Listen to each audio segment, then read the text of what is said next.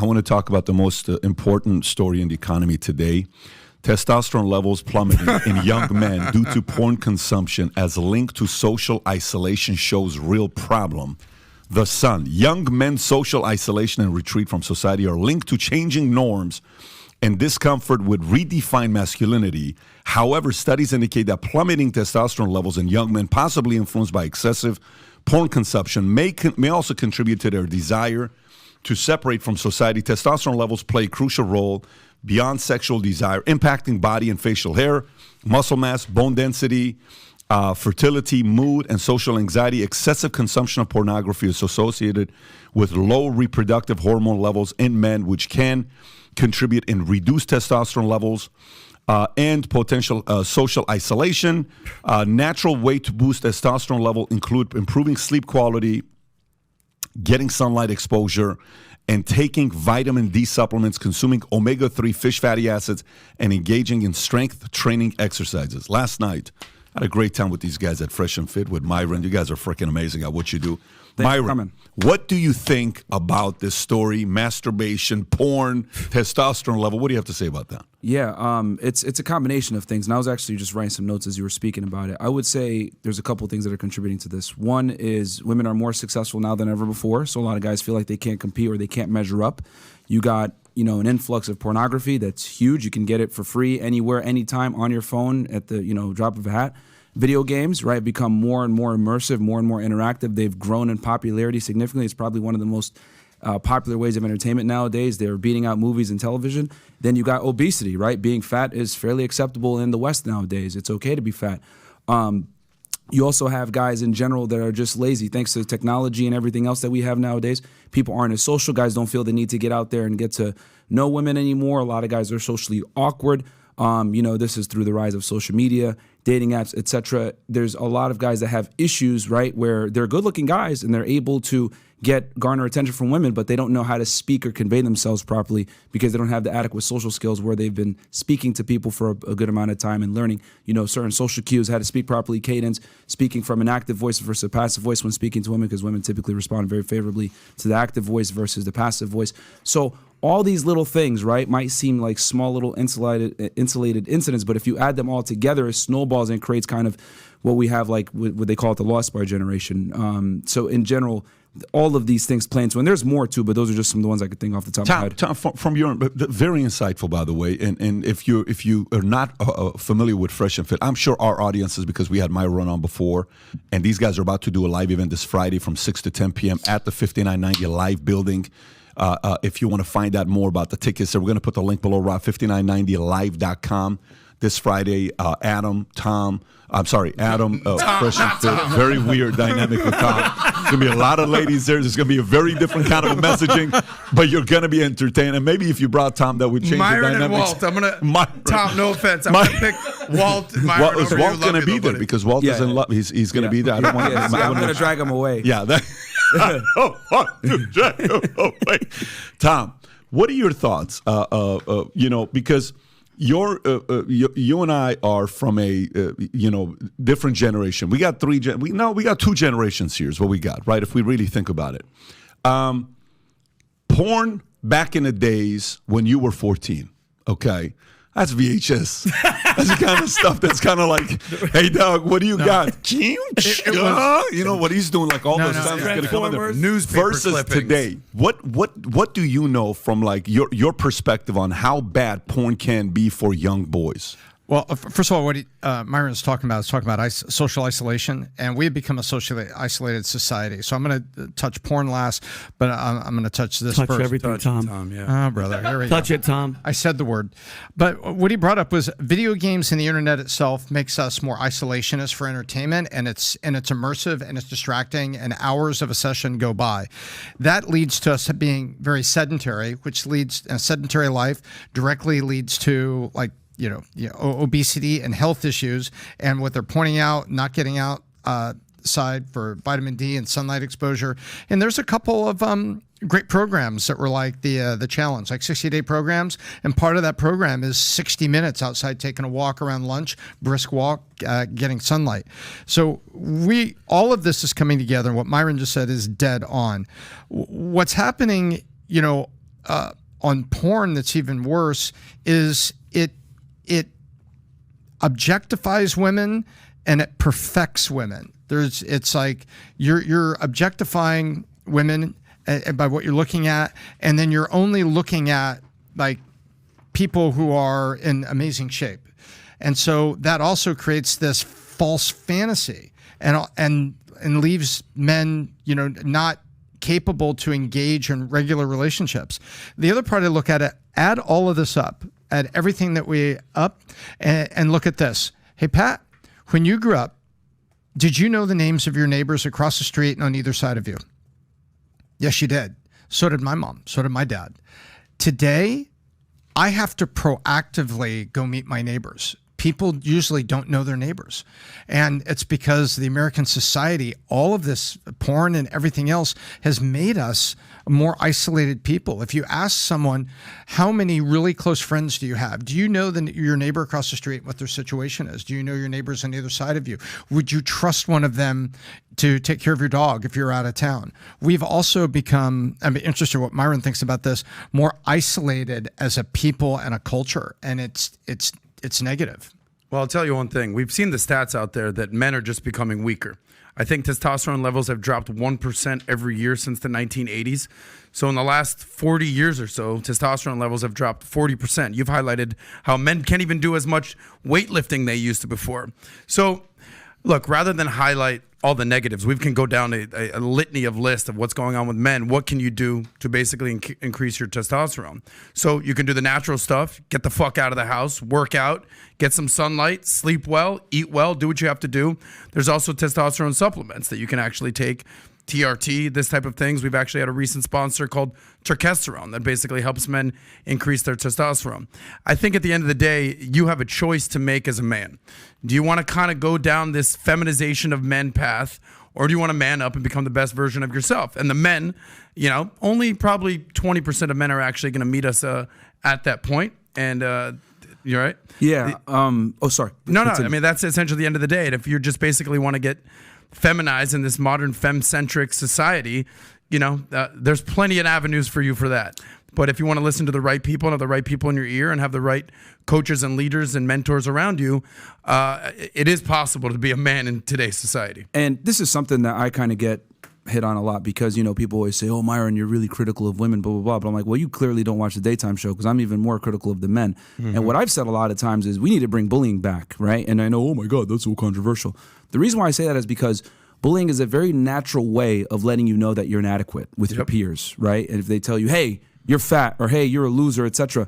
A lot of the self-improvements that I've made, right, throughout my adolescence into my adulthood came from people bullying me. And people say, oh, but it's trauma, it's bad. No, you need that. You need to be smacked in the face sometimes and learn you're not good enough right now. You need to become better.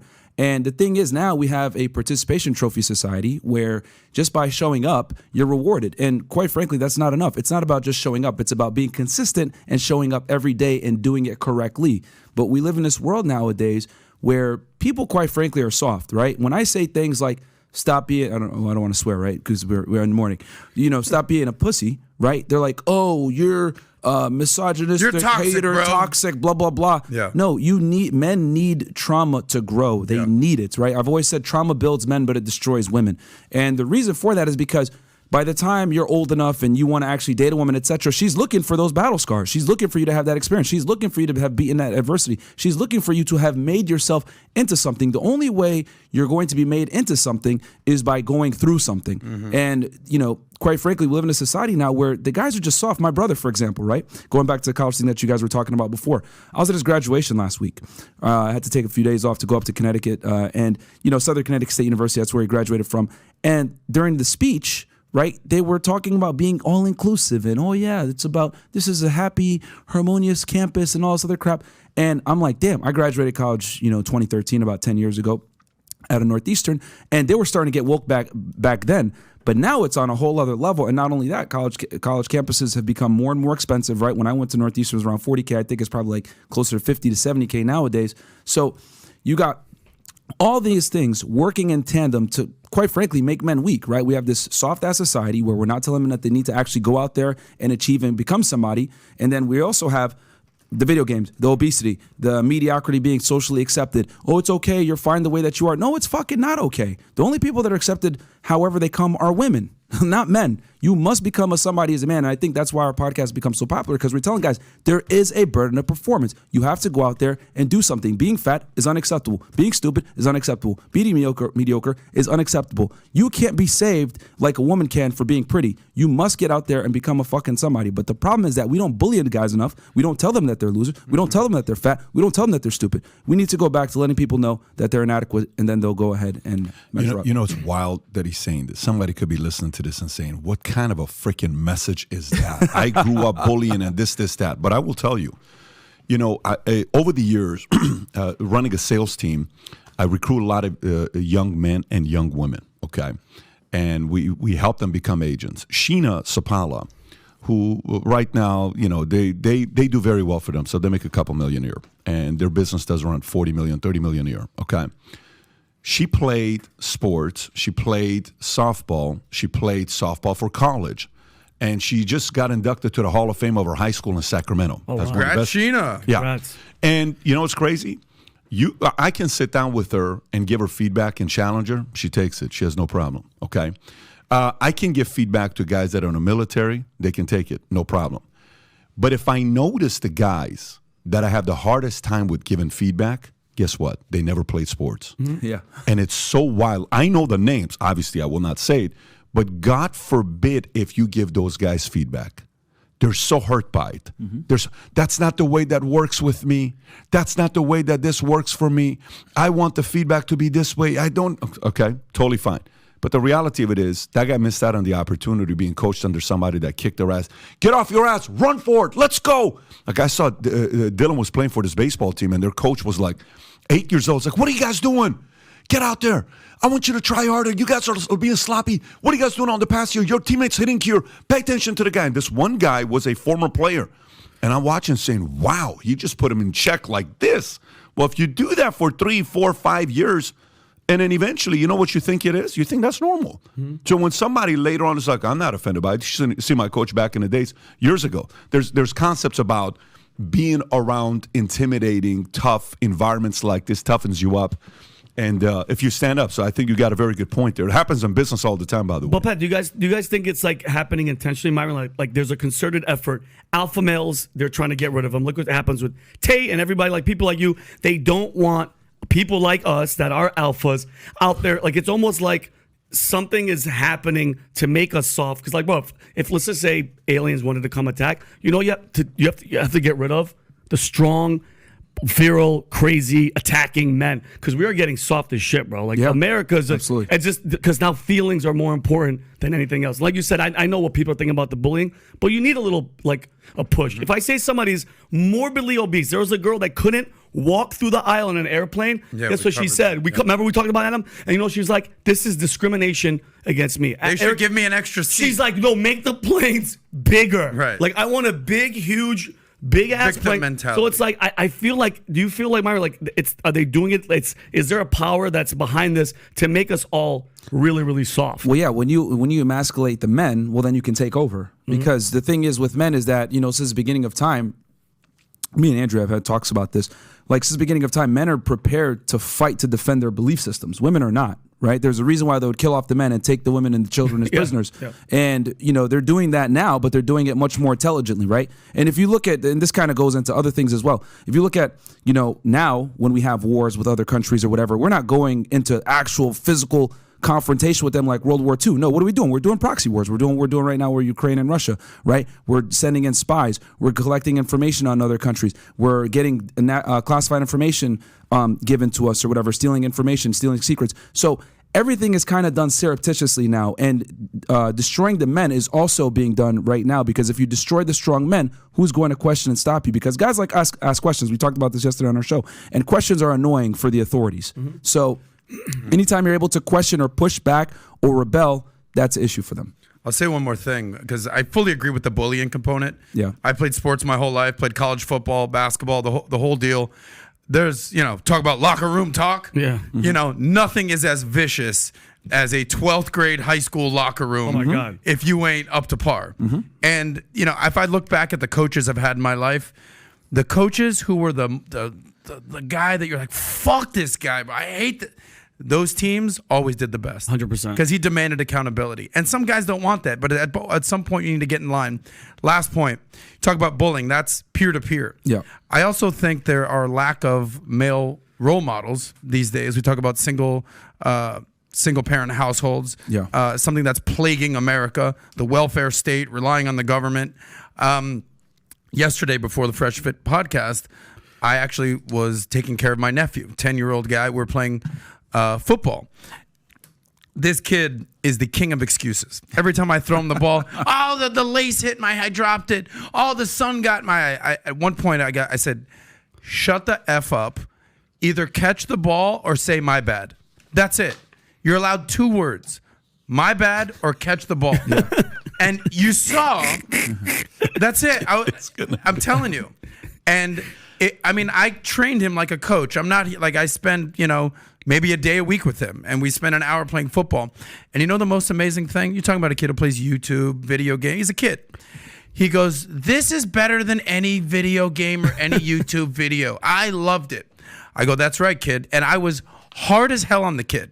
I said, catch the ball or just say my bad. Don't say anything else. But to be fair, he's actually not accustomed to that style at all. At all. Mm-hmm. So that's a shocker when it happens the first time. So kudos to him for reacting the way he did and not running crying about it. Yeah. No, I do coach him from time to time. This isn't the first time, but I just was fed up with the excuses. But this talks about, what do you call it, the trophy culture? Yeah. The participation trophy? Exactly. I could have just been like, hey, man, I'm happy you're out here trying to catch the ball. And I catch the goddamn ball, Randy Moss. Quick. Iron sharpens iron. I have vivid memories in my childhood. I grew up with Jordan Reed. He played for the 49ers, and his brother David Reed. Tight end. Yep, exactly. Yeah, I remember. I grew up with them in New Britain, Connecticut, and I remember as a kid getting bullied all the time because David was a little bit older than us. Jordan was around my age. We used to play them in basketball, pick up basketball, and they'd always used to beat us, play football, baseball, play all these sports.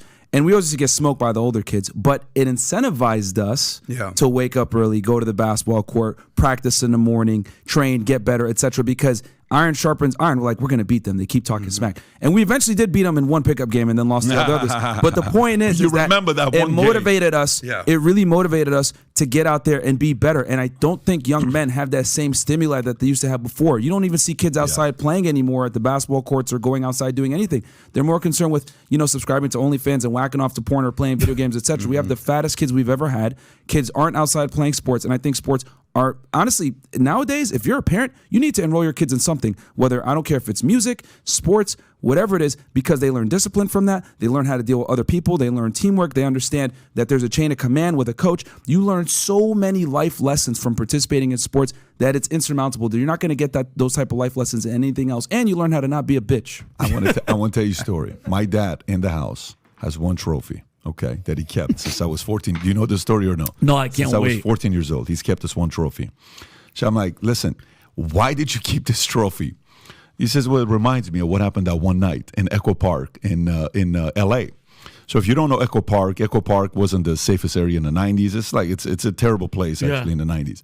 So I'm playing in this league. It's a troubled teenagers league called the Century City Basketball Association, something like that. Yeah. Okay, and one day we're playing against these other guys. 4 of our players don't show up. We only have 5. And we're playing against guys. It's the other group. It's Blood, Crip. We got Diamond. Anyways, the other guy, helicopter show up shooting. It was a pretty bad day. But that game, we lost by 101 points. You know what I love about that game? I scored 6 points. I'll never forget exactly how many points. Your highest scoring game ever. It's the highest score. Trust me, that's a highlight reel for me of the bank. Oh my God. So we lost by 101 points. And there was a small little, they gave the bigger trophy for the guys that win. They gave us a small little thing. My dad kept it. He says, it's to show this game, the way you lost, to keep you humble for the rest of your life. How bad you guys got your asses whooped by these guys. It was phenomenal. We laugh about it till today. But it's right. You need those types of moments to keep you humble in life and in business. If you don't, a fall is coming around. We need to bring that trophy and put it right here on the mantle. That trophy is one of the most important trophies. One more thing I want to say, too, about why sports and activities are so important, especially for guys in their adolescent years, women, too, is because it keeps you away from doing stupid things. I can't tell you how many times I was offered weed growing up as a kid, or hey, you want to go drink, or you want to do something stupid, and I always said no. Why? Because I had to go play basketball. Or when I was in college, I was a Division I athlete. I was a rower. That kept me away from doing a lot of stupid things. I never smoked weed in my life. Didn't drink like that in college. Didn't party like that because I knew I had to be up at 5 o'clock in the morning to train on the Charles River. So, like, sports creates discipline, which then forces you to not be involved in a lot of stupid things that can get you jammed up. So if you like this clip and you want to watch another one, click right here. And if you want to watch the entire podcast, click right here.